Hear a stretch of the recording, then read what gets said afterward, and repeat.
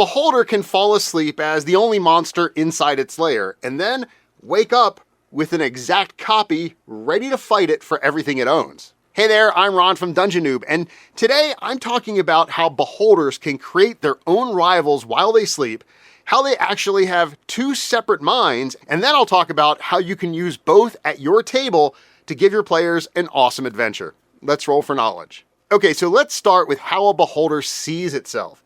Because a beholder believes its own body is the perfect form of a beholder. We're talking about its eye placement, the texture of its skin, the shape of its eye stalks, all of it. I mean, it is a raging narcissist after all. Now, when one beholder sees another beholder, it notices differences, even really tiny ones. And it believes instantly that the other one is inferior and defective, and vice versa. Every beholder thinks this of every other beholder. And this is why beholders hate each other so much. Both the 2014 and 2024 monster manuals describe beholders turning against their own kind. And these conflicts can last for years and years because neither creature can accept that the other isn't equal. It thinks it's defective and has to die. Now, at first, this may seem completely fine. They're solitary monsters. A lot of animals in nature are solitary and will try to kill the other. But here's the thing.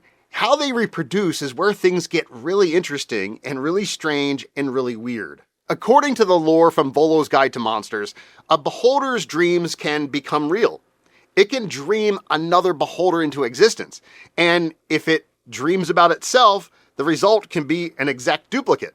So one beholder goes to sleep and suddenly there are two inside the lair. Alright, just imagine how this looks. You have two paranoid narcissistic monsters. Each one considers itself perfect. Both of them. The one that had the dream and the brand new one both think that they're perfect, and each believes it controls the lair, the servants, and everything else. Now, to the outside observer, they look identical, and there's really no way to tell the difference between them. They're exact duplicates after all, but they can tell, and that's what's important. So that's the first piece of lore. A beholder can go to sleep and dream an exact duplicate of itself that they both try to kill. The second piece of lore comes from an older 3.5 edition book called Lords of Madness, and it deals with what's going inside a beholder's head. So according to that book, a beholder actually has two separate minds. There's a rational mind, and then there's an intuitive mind. Now, the rational mind handles the beholder's plans, its memories, its goals, and all that other genius-level thinking. But that same rational mind doesn't experience everything directly. Because what the beholder sees and experiences first passes through the intuitive mind.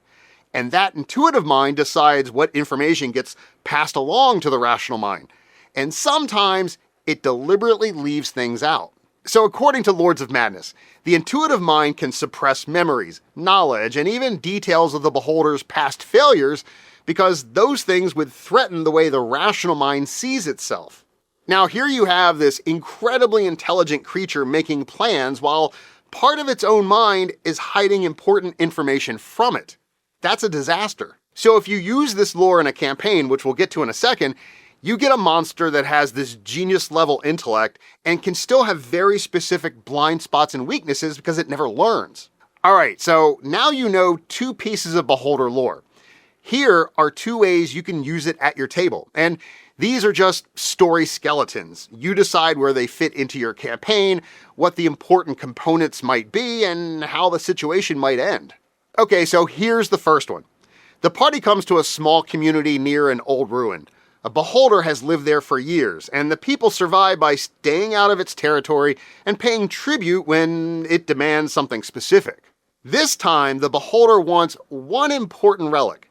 Maybe it belongs to the town. It might belong to a local temple or a family that has guarded it for generations. Whatever you choose, there's only one of these, and the village has agreed to surrender it. So a few days before the party arrives, the beholder falls asleep and then dreams an exact duplicate of itself into existence. The two immediately turn on each other. They fight until the duplicate retreats into another part of the ruin.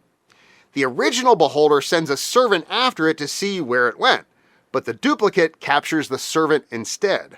And this is how it learns about the tribute.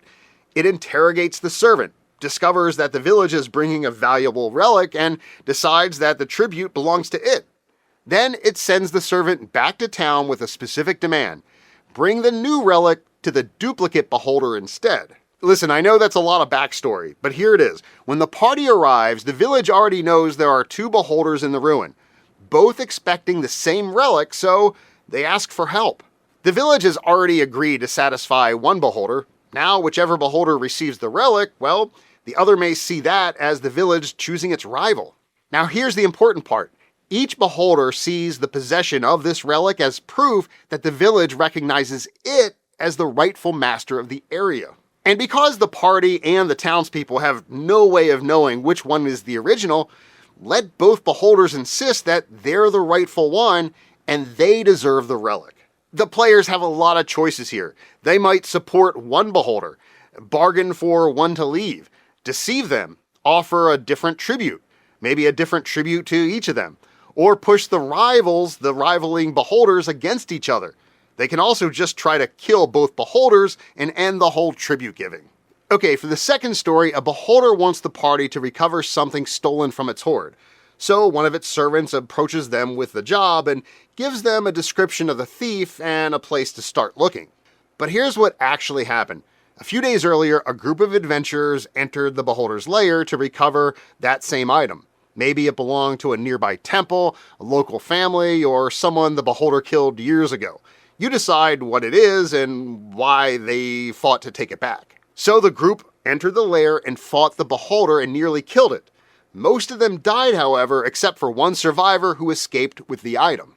So the beholder's servant witnessed the entire fight and followed the survivor long enough to know where he was headed before returning to the lair. So when the beholder decides it wants the property back, the servant knows exactly where to send the party. But the beholder remembers things differently. Remember, the intuitive mind will suppress past failures and never tell the rational mind about it. So the rational mind doesn't think there was a fight, doesn't remember it. It only knows that an item from its hoard was stolen because that's all the intuitive mind will tell it. So the party follows the servant's lead and finds the survivor. That's when they learn the truth about the fight and why the item was taken in the first place. They also learn how the previous group got into the lair, what worked against the beholder nearly killing it, and what ultimately went wrong. Now the players have a choice. They can return the item and collect the reward from the beholder. They can leave it with the survivor and help return it to the original owner.